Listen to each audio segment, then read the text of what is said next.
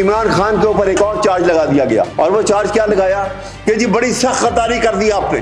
इमरान खान ने देखो कितनी बड़ी गद्दारी कर दी। क्या गद्दारी कर दी? IMF को लिख के भेज दिया। क्या लिख के भेज दिया? पीपल पार्टी की हाई कमांड ने पाकिस्तान के न्यूक्लियर प्रोग्राम का कंप्लीट ब्लूप्रिंट जाके अमेरिका के स्टेट डिपार्टमेंट के हवाले कर दिया कि अगर कोई मुल्क न्यूक्लियर कैपेबिलिटी में मुलव्वस है और उसकी रिपोर्ट आ जाती है एविडेंस के साथ अमेरिका के पास, अमेरिका के प्रेसिडेंट के पास, तो उस सूरत में उसकी ऊपर दो किस्म की सैंक्शन लगा दी जाएंगी, उसकी इकोनॉमिक सैंक्शन और उसकी मिलिट्री सैंक्शन। ये दोनों सैंक्शन पाकिस्तान पर लगा दी गई थी।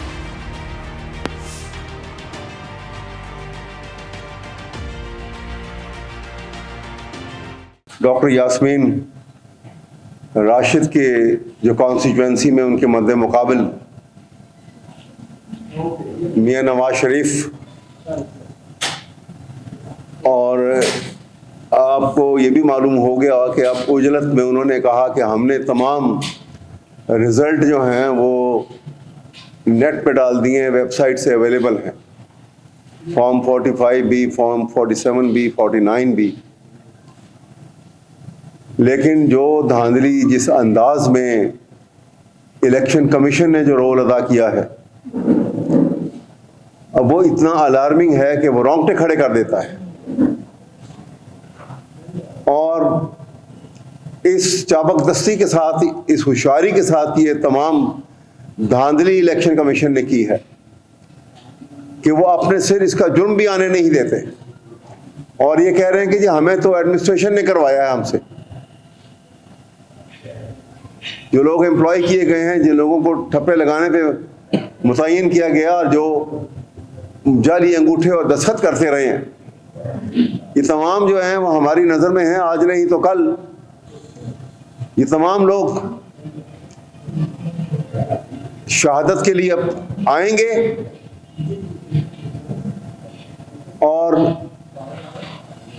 कटहरे में खड़े हुए मुल्ज़मान के रूबरू अपनी शहादत भी देंगे।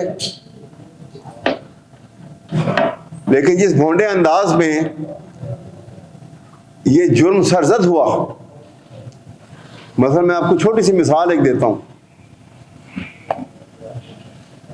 डॉक्टर यास्मीन राशिद का मैंने जैसे आगे भी अर्ज किया था, और 2 दिन पहले इलेक्शन कमीशन के वहां पर इसकी हेयरिंग थी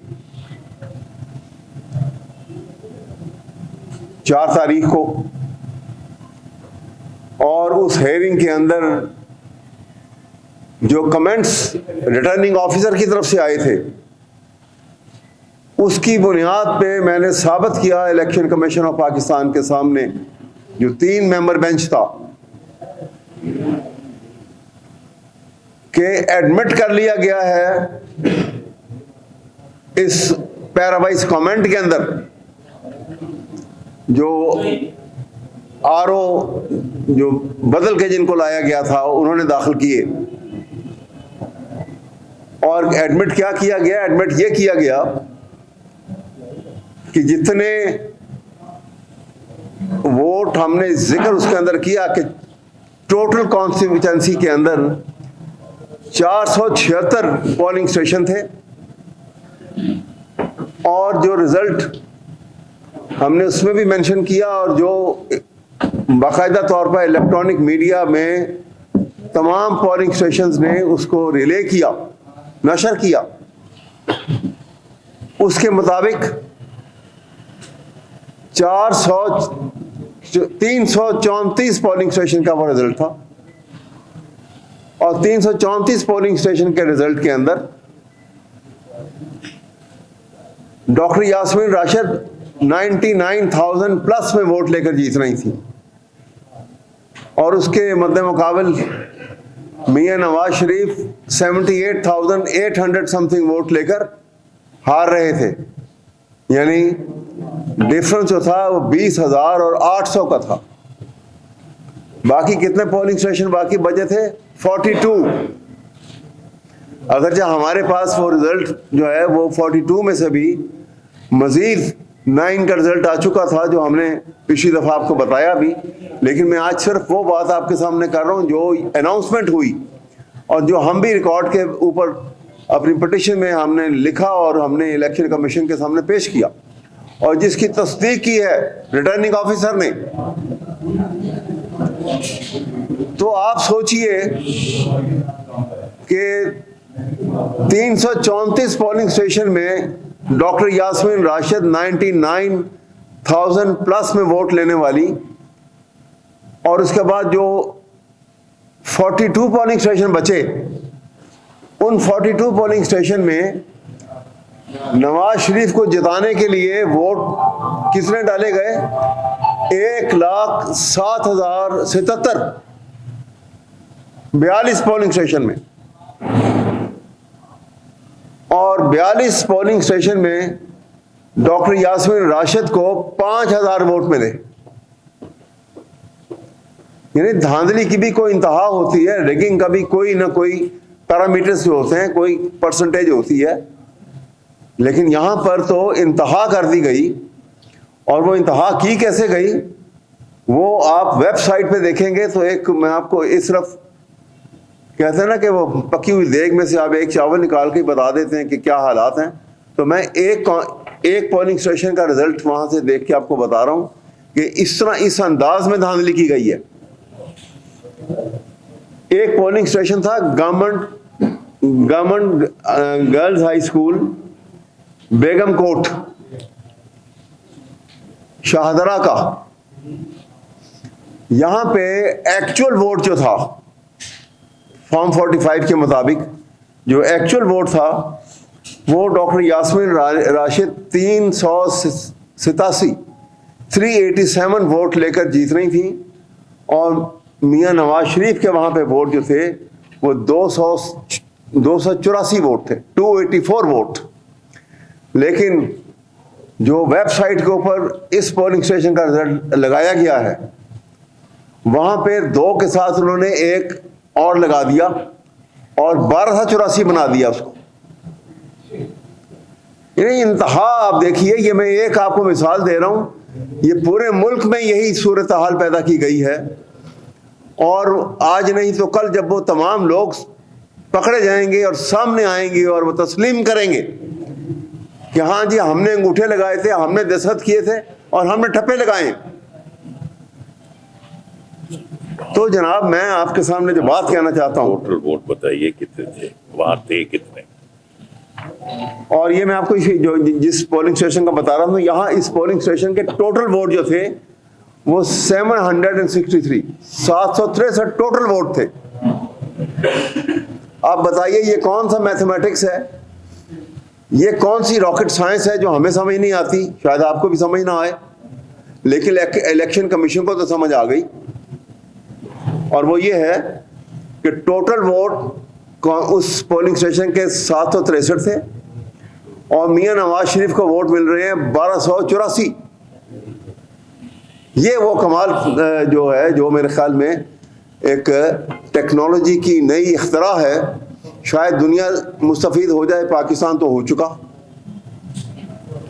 तो मैं आपके सामने अर्ज ये कर रहा हूं कि यह खेल जो खेला गया है, इस खेल के पीछे मुहर्रकात कुछ हों, लेकिन बदनामी पाकिस्तान भर की, सारी दुनिया में बदनामी उस तमाम एडमिनिस्ट्रेशन की जो नेक नियति से पाकिस्तान में फेयर और ट्रांसपेरेंट इलेक्शन करवाना चाह रहे थे।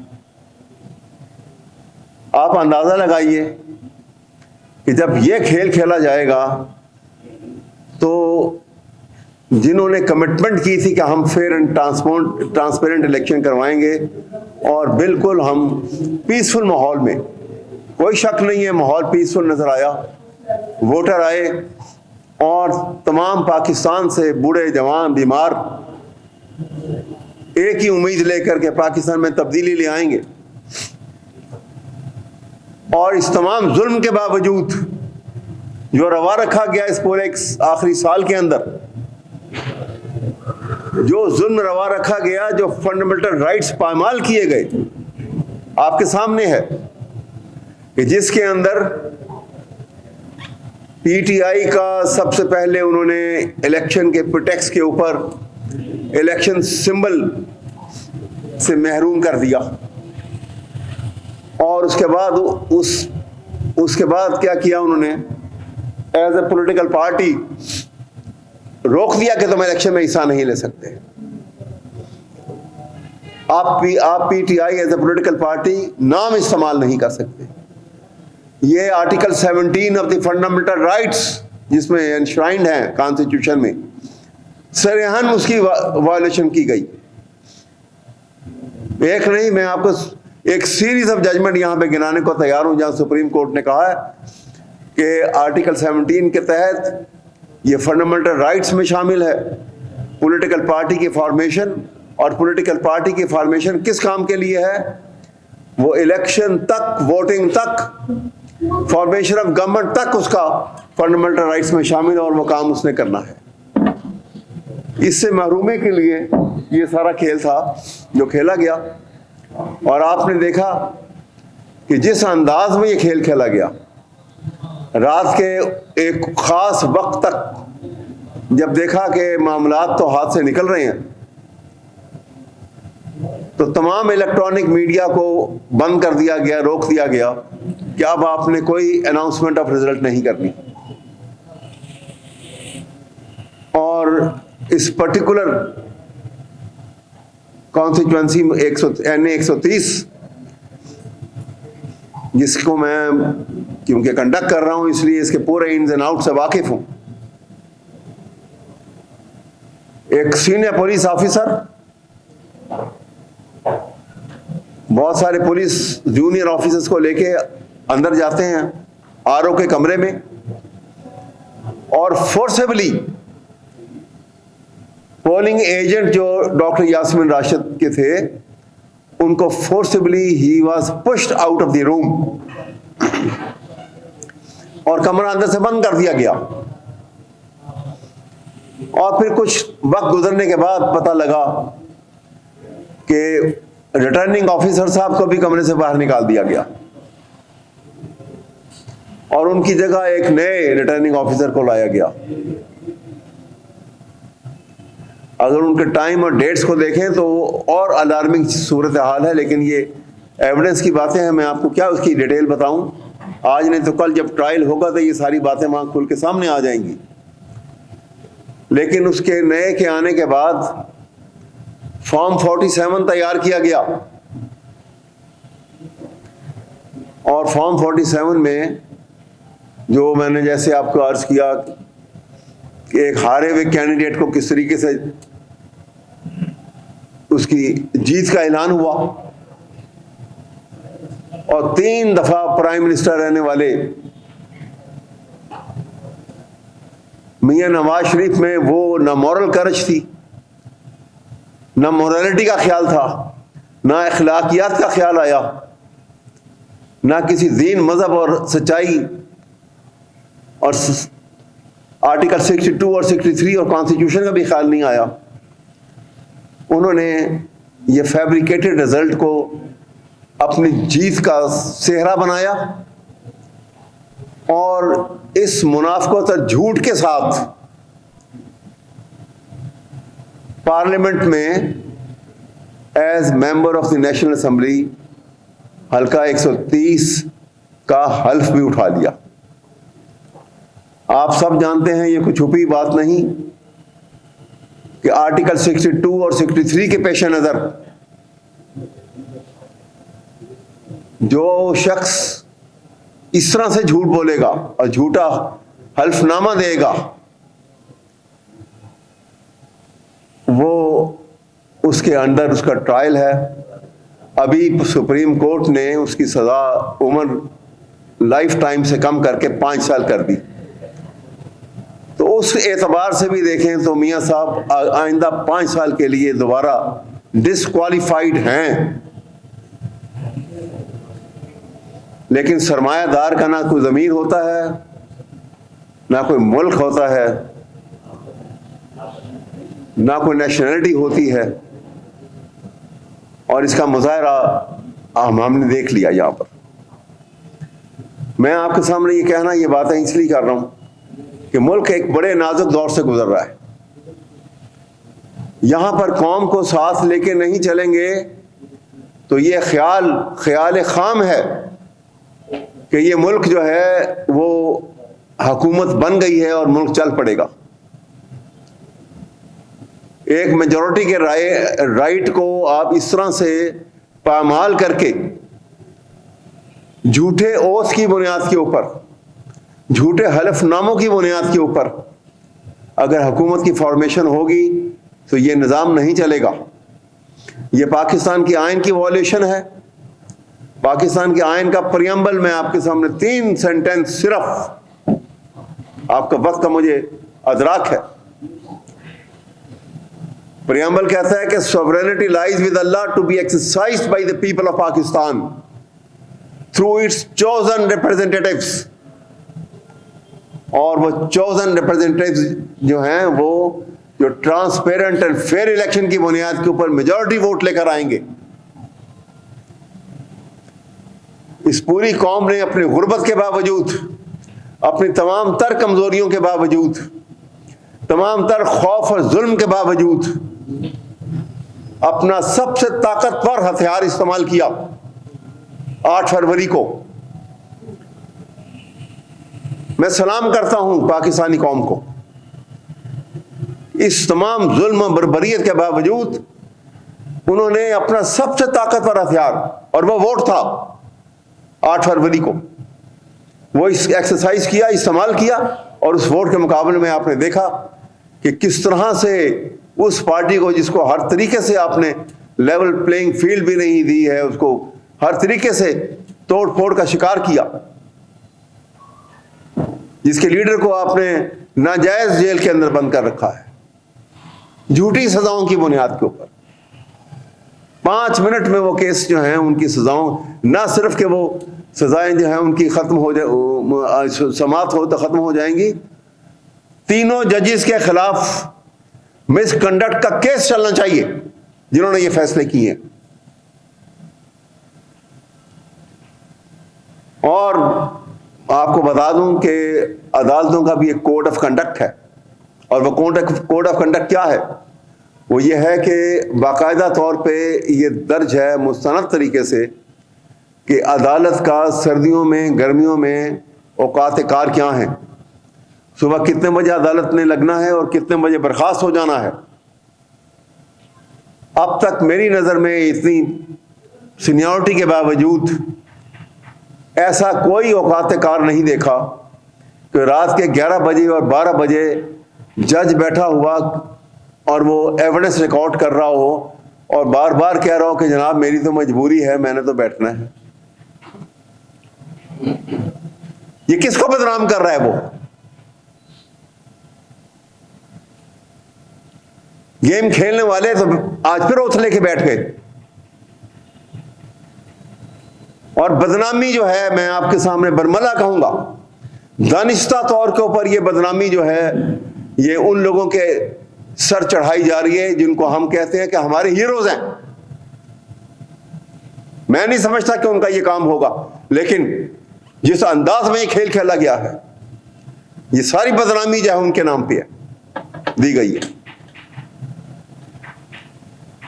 अगर इसका बरवक्त नोटिस नहीं लिया गया तो इसका बड़े नुकसानात होंगे। मैंने आपको पहले भी बताया था कि 2 प्रोन अटैक है पाकिस्तान के ऊपर। पहला अटैक का जो हिस्सा था, ये इकोनॉमी तबाह कर दो इस मुल्क की। इकोनॉमी तबाह, 16 महीनों में इकोनॉमी तबाह हो गई।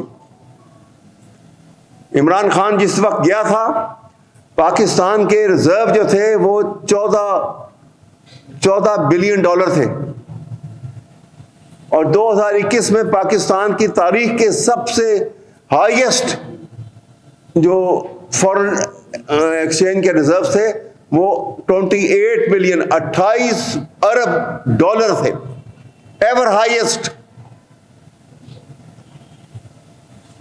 और 2021 की हमारी एक्सपोर्ट पाकिस्तान की जो थी 37 बिलियन डॉलर, एवर हाईएस्ट, जिसको कहा गया कि इकोनॉमी तबाह कर। वो 16 महीनों में वो 28 बिलियन से हम कहां आ गए?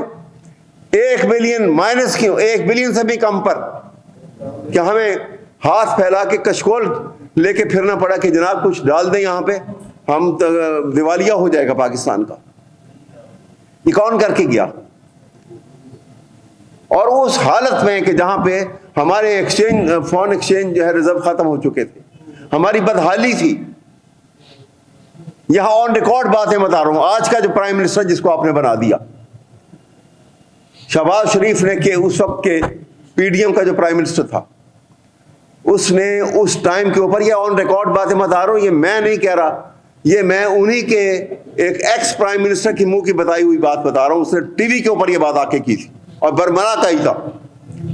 उसने कहा था कि जिस तरह इमरान खान ने कोविड के जमाने में पैसे बांटे थे गरीब लोगों में, शहबाज शरीफ ने आटा बांधा और आटा बांटने में 20 बिलियन रुपीस जो हैं उसका वो हेरा फेरी कर गया।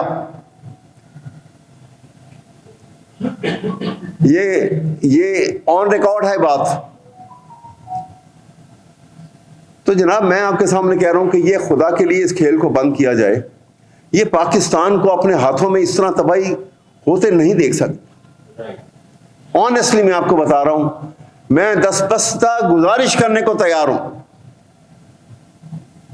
अपनी मिलिट्री एस्टेब्लिशमेंट से गुजारिश करने को तैयार हूं। खुदा के लिए, आप कौम के हीरोज हैं, हम आपको हीरोज की शक्ल में ही देखना चाहते हैं। खुदा के लिए आगे बढ़ के ये इस बात को तो रोके, ये क्या हुआ मुल्क के साथ, किसने किया है और किसके नाम थोपा जा रहा है। कभी झूठ में सच मिलाया जाता है, कोई परसेंटेज होती है। कहते हैं कि जी 13 में भी जो है वो रिगिंग हुई थी, 8 में भी रिगिंग हुई थी, 2 में भी रिगिंग हुई थी, 18 में भी रिगिंग हुई थी। तो क्या है, पहली बात तो यह है कि क्या यह प्रोसेस कंटिन्यू हो, नंबर 1, और क्या अगर दूध में पानी डाल के कुछ रिगिंग हुई जिसको जस्टिफाई नहीं किया जा सकता, लेकिन क्या उसका हल यह है कि आप पानी के अंदर दूध मिला दें? कोई इंतहा होती किसी बात की और फिर आके आप बराजमान हो जाए, हुकूमत संभाल के बैठ जाए? किसी को हाथ बढ़ाना पड़ेगा पाकिस्तान को बचाने के लिए। मैं तो बरमला कहता हूं, देखिए इंसान की जिंदगी का कोई पता नहीं, और मैं ये बार बार ये बात, मैं तो हमेशा ये बात करता हूं कि जो सच्ची बात है कह देनी चाहिए, क्योंकि सच्ची बात कहने से ना तो सांस मेरे जितने इस दुनिया में मैंने लेने हैं वो कम हो जाएंगे, ना बढ़ जाएंगे। मेरी खामोशी से मेरे सांस नहीं बढ़ेंगे और मेरी सच्ची बात कहने से ये सांस कम नहीं होंगे। अगर मरने से पहले मेरे जिस्म में को तशद्दुद होना है तो वो होके रहेगा, मैं तैयार हूं उसके लिए, हर पाकिस्तानी तैयार है, लेकिन हम मुल्क को बचाना चाहते हैं। मैं आपसे सिर्फ यही बात जो है आज कहने के लिए, देखिए इमरान खान के ऊपर एक और चार्ज लगा दिया गया, और वो चार्ज क्या लगाया कि जी बड़ी सख्त गद्दारी कर दी आपने। इमरान खान ने देखो कितनी बड़ी गद्दारी कर दी। क्या गद्दारी कर दी? IMF को लिख के भेज दिया। क्या लिख के भेज दिया? बात को तो बढ़ा के कहां तक ले जाएं। इमरान खान ने सिर्फ ये लिख के भेजा कि आप अपना जो कुछ आप यहां पे कर गए थे और कह गए थे और एग्रीमेंट हो गया था, उसकी तस्दीक के लिए आप उसकी इलेक्शन की ऑडिटिंग करवा लें। इसमें क्या बुराई की? हाँ, मुल्क से गद्दारी एक वक्त हुई थी, वो मैं आपको बताता चलूं।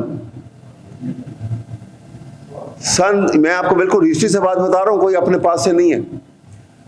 1990 6 अगस्त 1990 गुलाम इसाक खान ने मोहतरमा बेनज़ीर शहीद की हुकूमत को तोड़ दिया,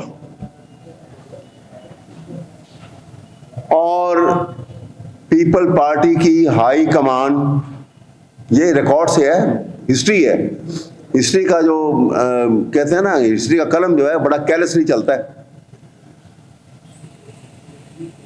पीपल पार्टी की हाई कमांड ने पाकिस्तान के न्यूक्लियर प्रोग्राम का कंप्लीट ब्लूप्रिंट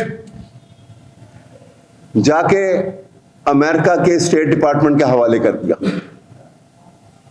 और स्टेट डिपार्टमेंट ने उस बेस के ऊपर, आपको याद होगा, प्रेसलर अमेंडमेंट आई थी, प्रेसलर अमेंडमेंट बिल पेश हुआ और पास हो गया। और वो बिल, वो पास किस बुनियाद पे हुआ था कि अगर कोई मुल्क न्यूक्लियर कैपेबिलिटी में मुलव्वस है और उसकी रिपोर्ट आ जाती है एविडेंस के साथ अमेरिका के पास, अमेरिका के प्रेसिडेंट के पास, तो उस सूरत में उसकी ऊपर दो किस्म की सैंक्शन लगा दी जाएंगी, उसकी इकोनॉमिक सैंक्शन और उसकी मिलिट्री सैंक्शन। ये दोनों सैंक्शन पाकिस्तान पे लगा दी गई थी। ये था मुल्क के साथ गद्दारी और ये था नुकसान पाकिस्तान का। अब अगर इमरान अगर ये ना कहे कि जनाब आप ऑडिटिंग तो करवा लें, तो क्या वहां IMF को ये कहे कि पाकिस्तान में तारीख के सबसे फेयर इलेक्शन करवाए गए हैं? ये झूठ बोले इनकी खातर। अगर उसने यही झूठ बोलने होता तो वो जेल में किस लिए बैठा होता?